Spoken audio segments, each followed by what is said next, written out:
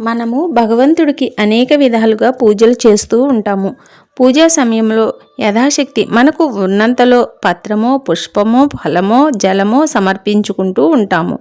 ఈ విధంగా సమర్పించడం కృతజ్ఞతా సూచకం అయితే కావచ్చునేమో కానీ అసలు మనము భగవంతుడికి సమర్పించగల శక్తిమంతులమేనా? కానే కాదు.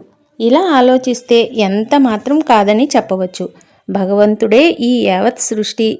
అలాంటి భగవంతుడికి మనం ఇచ్చే కానుకలు అత్యంతల్పమైనవే. కానీ ఏదో ఒకటి సమర్పించకపోతే మనకు మనసు ఊరుకోదు కదా.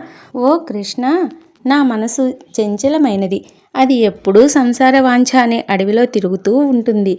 భర్త పుత్రుల ప్రేమ అనే చెట్టు కొమ్మను పట్టుకుని వ్రేలాడుతూ ఉంటుంది.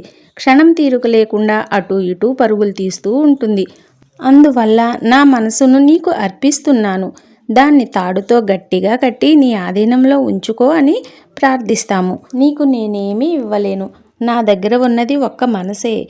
అది నీకు అర్పిస్తున్నాను అని హృదయాన్ని అర్పిస్తే భగవంతుడు ఎంతో ఇష్టపడతాడు.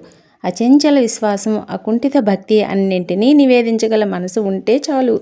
భగవంతుడు ఏ రూపంలో ఉన్నా మన పూజల్ని అందుకుంటాడు.